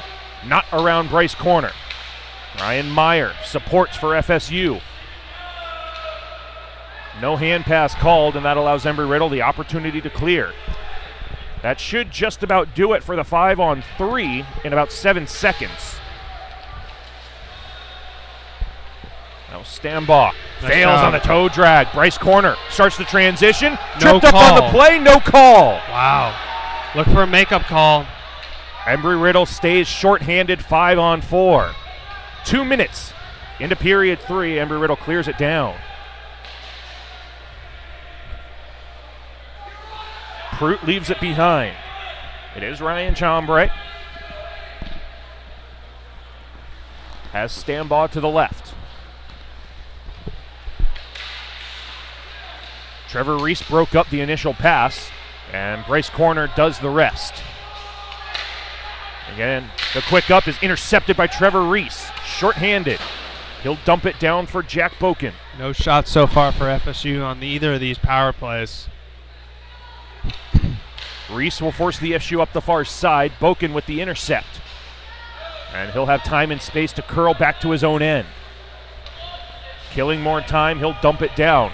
Final 15 seconds of the penalty kill. Now the drop pass behind for Jack Coulter. Down the right wing for Joe Santo. Santo gets it back at the red line. He'll dump it in. Pinballing around in the neutral zone, and Sorrell with a stand-up hit on Hamilton Reese. We are back to 5-on-5, full and even strength. FSU 0 for 6 on their power play opportunities. 2 power play opportunities in every period thus far. No shots. Shots are still 56-5. Onside shot from Trevor Reese goes blockered away by Jason Prout. Down low for Alex Fowler. He'll come away from the boards with it. Stripped of possession at the last second by Joe Santo. Breakout up the far side wall, flutters into the middle. Stick down by Hamilton Reese. Unable to get around Andrew Mitchell. It is an offside against FSU. 16-11 left in the third period. Goals from Derek Costanzo, Alex Fowler, Adrian Deborah, and Brentley Miller on the power play. Embry-Riddle 1 for 6 on their power play opportunities. FSU 0 for 6. It's a 4-0 lead for the Eagles with a 57-5 shot lead. So far, it's 1 for 6 on the power play. I'd like that number to be a little bit better, but it makes a difference when you get at least 1. FSU hard on the forecheck. They'll knock down Sean Cardello. So the puck stays below the goal line momentarily. Lytle gets it up to the blue line, not out. Held in by the Seminoles. And this one will go into the glove hand of Michael Morris. Stopping the clock at 15:49 left in the third. Again, very little action coming his way. Still only 5 shots on net through 45 minutes of play. Adrian Deborah with the shot block. David Lytle starting the 3-on-2 right through center to the near side with Genki. The backhander goes in on goal, and it's blocked back behind. The centering pass for Lytle is cleared all the way down the ice. This will be an icing call against FSU. 15:31 left in the third period.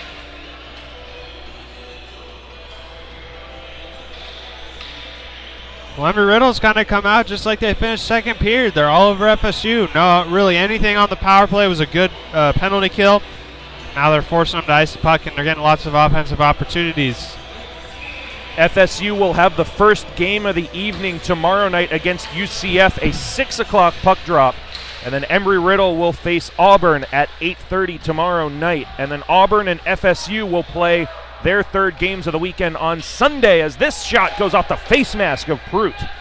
So a 3-game set for both Auburn and FSU, playing UCF, Embry-Riddle, and each other. And Embry-Riddle and UCF will have 2-game weekends against FSU and Auburn in the third annual Battle at the Beach tournament. Auburn with the 6-1 win over UCF earlier before this game. Now, Talagani. I'm at a loss for words. That doesn't happen a lot. Don't have anything for that.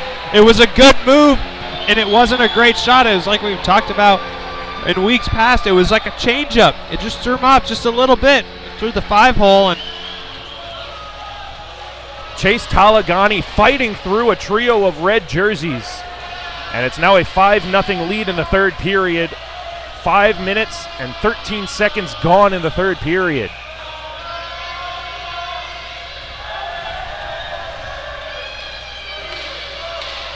And Usiak right off the faceoff will dump it in to the far corner.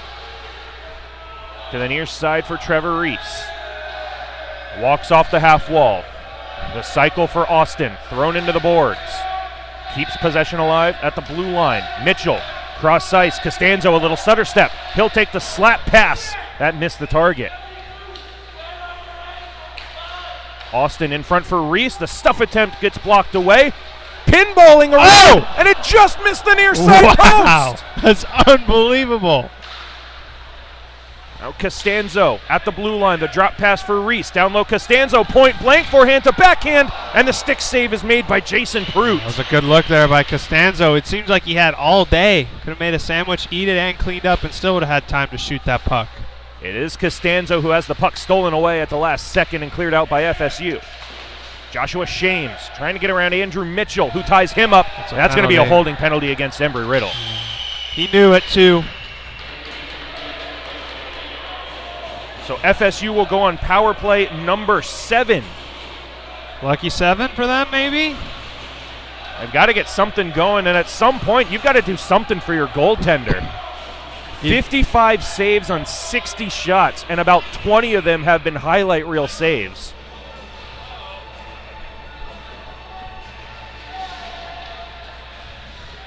Fake shot at the blue line, push to the left wing. Now a one-timer from a straightaway position gets blocked away by their own man, Hamilton Reese. Shames behind for Hamilton Reese. That one intercepted by Benny. He'll throw it off the glass and down.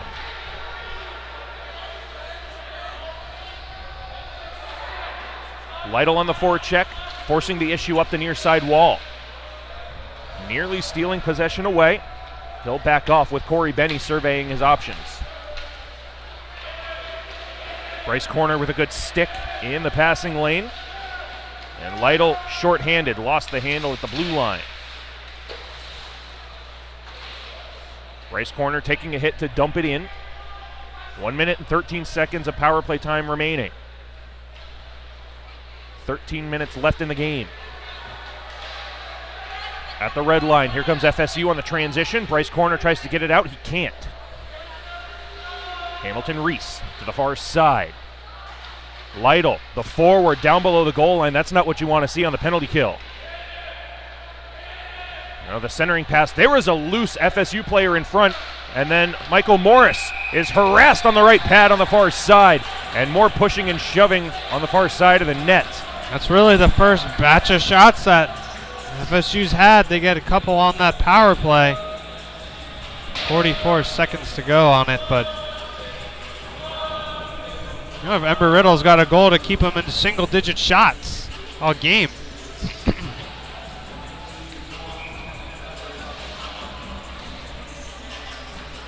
Brantley Miller with the face-off win.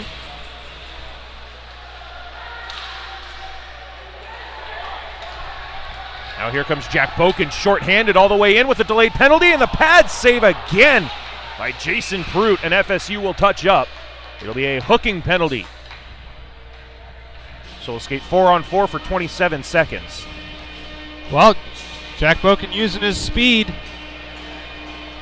It's like he does every game. He loves to drive wide and try to use his body to block that defenseman out and get a shot on goal. And here it gives him a chance to not only get a scoring chance and draws a penalty, takes away the FSU power play.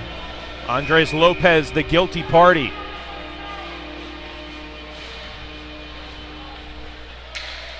So 4-on-4 on the ice for the next half minute. FSU will send it on a deflection all the way down. There should be no icing. It's not going to make it to the goal line anyways. Boken taking punishment, hauled down from behind on a head grab. And Embry Riddle's going to come in and protect their alternate captain and star player. Wow. We'll see what they call here. We could see a 2-minute minor and 10-minute misconduct for something like that with a head contact penalty. That was a clear-cut chokehold and head slam to the ice. Might even see 5 minutes in a game. Calling it a rough. Just 2 minutes for roughing. That is lucky for Jack Coulter. So it's a 4-on-3 power play for 9 seconds and then a 5-on-3 power play.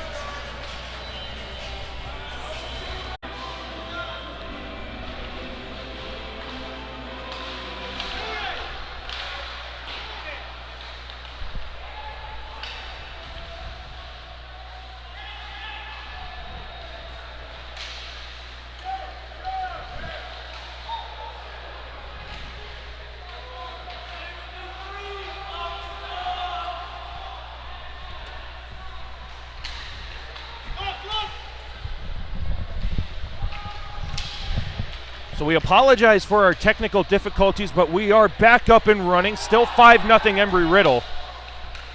And they still have 30 seconds of 5-on-4 power play time. Ryan Wagenke was tripped up just a few moments ago. That is the FSU penalty right now. Turner Kaufman absolutely sent a banger off the crossbar out of play. Other than that, it's kind of just been a normal power play, I guess, for Embry-Riddle. And Trevor Reese over the near side blue line. He'll send it in front for Costanzo, and it missed him behind. Back to 5-on-5, full and even strength.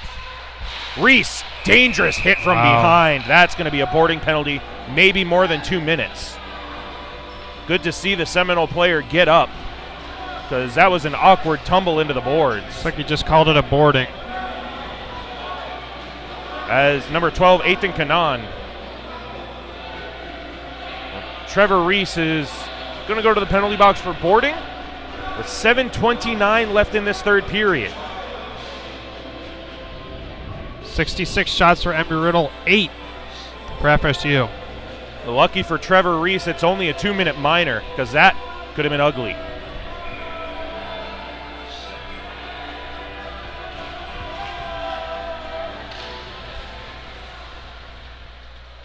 FSU with the face-off win. This one thrown in front, blocked to the far side. Sharp angle, they score!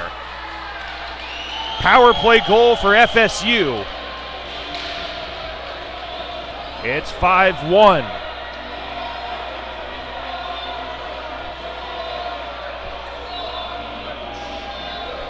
And I believe it's going to be Ryan Meyer picking up that goal on the back door.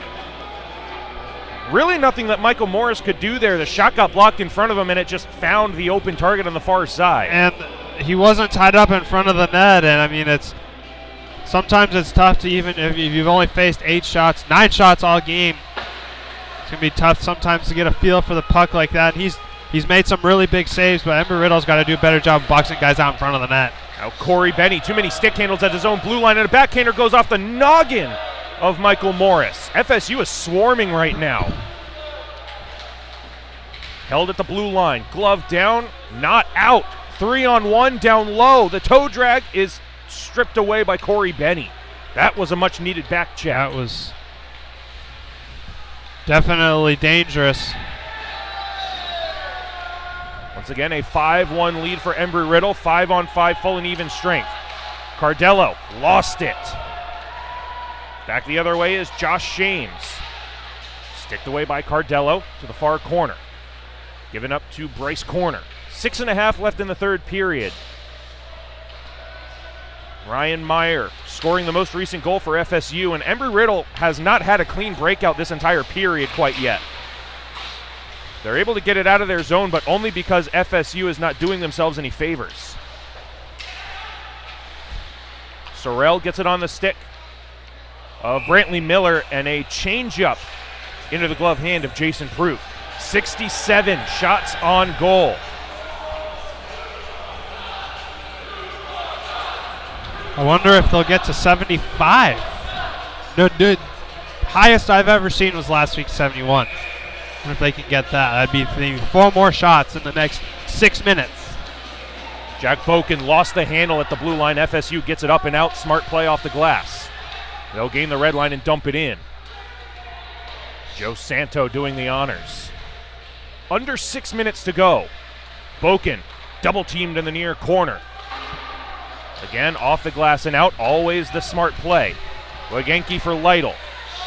Back out towards center. Colin Bridges throws it off of Wagenke, so it's a delayed offsides. Not intentional, so the faceoff will stay at center ice with 5:36 left in this third period. In a game that FSU should not really be in, but for the second half of this game, they're in it emotionally. They are, and especially that goal. They're buzzing right now.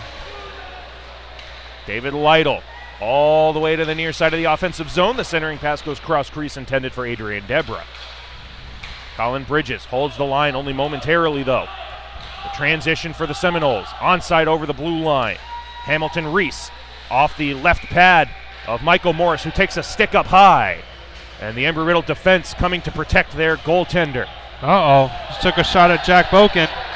That's the second time Boken has been picked on in this in this game. Doesn't look like they're going to call anything. All of this with 5:16 remaining.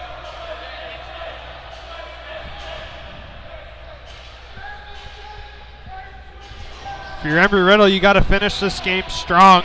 Take it into tomorrow. Auburn had a strong showing in their first game of the season. That was their first game of the season. They hadn't played anybody since they played an exhibition game against Alabama's D1 team. And then in that 8-2 loss in the exhibition, but a 6-1 win against UCF is a strong showing. That was a big and physical team that we saw earlier today. So Embry-Riddle needs to, as you said, Jordan, continue this into tomorrow because Auburn is not going to be a team that's going to roll over and let them take the win. Well, one thing Embry-Riddle was doing the first 2 periods and FSU didn't like is they're physical. They're just throwing the puck away. Cross-ice pass, and the save is made by Morris. And the rebound goes right into the midsection. Big save. Well, he wasn't tested at all through the first 2 periods, but he has gotten a workload here in the 3rd period because Embry-Riddle allowed FSU to stay in this game and get some momentum. Well, if I'm FSU, I'm taking this into tomorrow.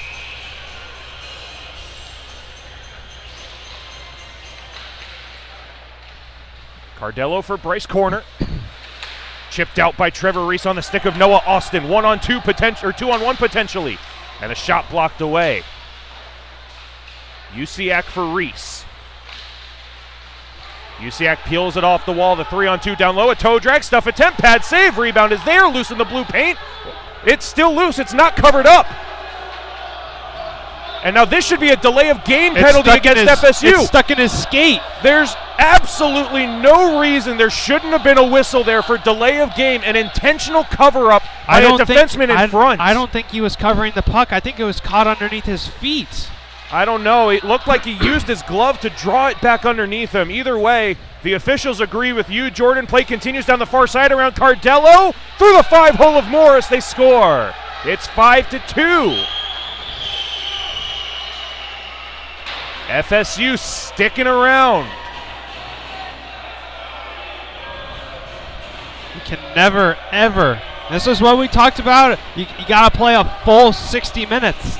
Up to this point, they had played 48, 49 minutes. Last 5 or 6 minutes, they have not been themselves. Jack Coulter showing his speed around Sean Cardello. And the 5-hole goal through Michael Morris. It's 5-2. Plenty of time left, too. 3:51 left.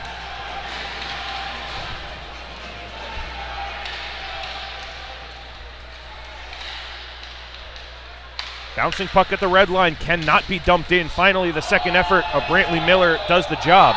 Now, Christopher Sorrell, the target of a spear along the shin pad that goes uncalled. Jack Boken holds the line. Help from Christopher Sorrell. Now Boken all the way to the far side of the offensive zone. Thrown into the boards, maintaining possession, however. The cycle on the reverse for Sorrell, throwing his body weight. Now Brantley Miller has Fowler at the blue line. Unable to get it there. He maintains it, though. Brantley Miller fires it off the outside of the net, tried to get too fine with it. In front, Sorrell, blocker save made. Rebound goes underneath the goaltender. And Fowler is tied up with Matthew Harity. He's holding on to Alex, and he wants him to let him go, and he's not letting him go. All of this with 2:57 left.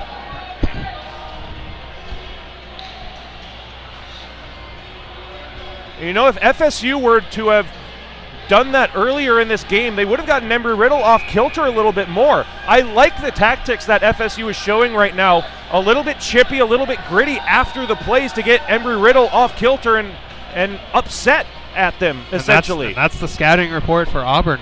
And it's Embry-Riddle right now is not all there. FSU nearly taking advantage, and they're going to come out with a 3-on-2. A little toe drag, gets space, and Morris makes the right pad save on the point-blank shot. Now Costanzo, gotta be careful behind the play. And a heavy collision at center between Wagenki and Harity. And now Costanzo again, a late hit that goes uncalled. Icing waved off. Lytle on the forecheck. Now Joshua Shames gets it to the blue line. Costanzo holds it in, a rolling puck. Here's a knuckle puck shot. That gets blocked away by Prout. And the rebound sent all the way down. No icing. 2:13 left in the game. And now FSU is going to be guilty of slashing, knocking the stick out of Costanzo's hand. And a diving trip. There should be 2 penalties on this play. He's got both of them. So it'll be a 5-on-3 for the remainder of this game. There's 2:01 left in the third period. The initial slashing penalty against Joshua Shames and the tripping penalty against Hamilton Reese. I've not seen that happen very often where there's actually 2 penalties called on one play. Usually, even if there is a second penalty, it doesn't get called. They're pretty lenient after that. But something like that diving trip that was so emphatic, you really got to call You that. have to call that. So it'll be 2:01, and ERAU should be on power play for the rest of the game, unless they score twice. 70 shots on goal to 13. Cardello for corner on the far side. Near side, Kaufman fires. Save is made again by Prout.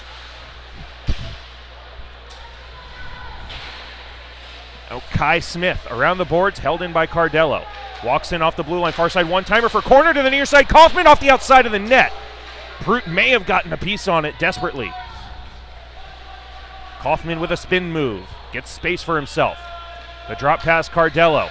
Cross ice intended for Turner Kaufman, who had a stick knocked out of his hands. Ryan Marks on the far side. $1:23 left. This one off the crossbar and out of play.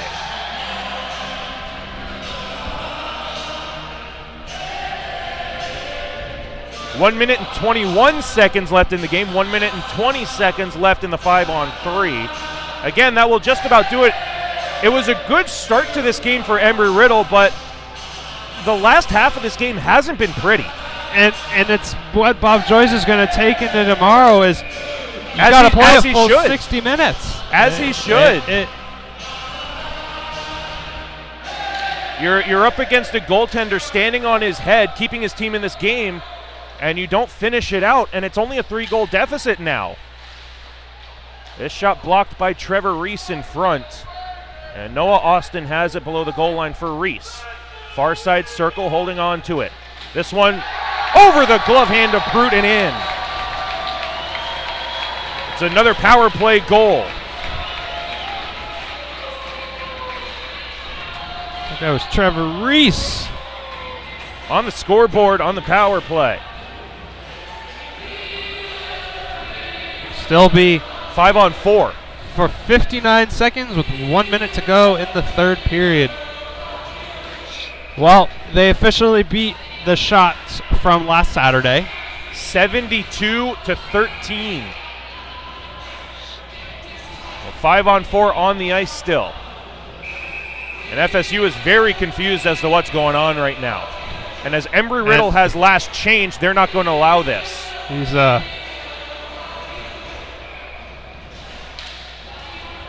And Usiak is going to try to take advantage. He'll come right into the attacking end. The backhander for a rebound was a good one, but it got blocked away at the last second. To the blue line for Boken. Stick handling in a phone booth at the top of the zone. Jack Boken to the near side for for Colin Bridges straight away. He missed the net.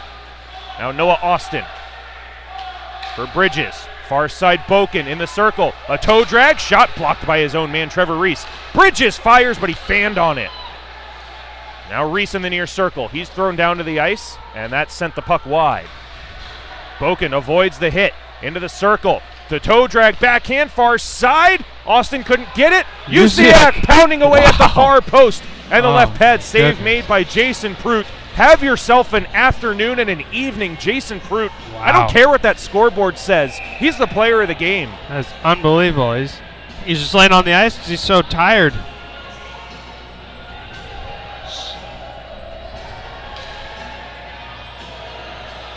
.7 seconds left. Embry-Riddle will improve to 8-2 2-0 on the season. They will see the Auburn Tigers tomorrow. And a heavy hit. And Alex Fowler might be done for the evening. That's the second hit from behind into the boards by an Embry-Riddle player. And again, just an unnecessary hit. Yeah, he's gone. So Fowler could be done for tomorrow, too, against Auburn. That would be a huge loss for this Embry-Riddle team. And it would be.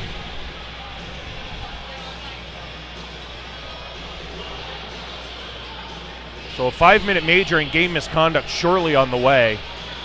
And I can't argue it. It was just a hit straight from behind into the boards. And there's 10 seconds left. You gotta. It seems like they haven't lost a game on the road yet. One of the reasons is because of discipline. And the team, I think, struggles more discipline at home with the home crowd. But you gotta play smart. And that will be the end of game number 2 on the 3rd annual Battle at the Beach tournament, ending on a sour note with Alex Fowler getting the 5-minute major in game misconduct. Well, the takeaway that you have to have if you're Embry-Riddle is the 6-2 win. You got the win. It wasn't pretty in the second half of the game. That's what Bob Joyce is going to take away from this, but you need to bring some sort of positive momentum, even though it doesn't really feel like a fully positive ending to this game. A 6-2 win for Embry-Riddle. They'll see Auburn tomorrow. And for Jordan Shepard, I'm Nick Gimbel. Once again, we want to thank you all for joining us here on the Embry-Riddle Eagle YouTube live stream. Join us right back here on the same channel, different link. Embry-Riddle D3 playing against Florida Southern in the first ever, I believe, triple header in Embry-Riddle history. Typically, the Battle at the Beach tournament would be one game followed by another, but this is the first time that Embry-Riddle's had a D3 program. I believe this is the first triple header in program history. I believe that as well. So join us in just a couple of moments. That stream will go live at the start of the D3 warm-ups. Once again, the final score, Embry-Riddle 6, FSU 2.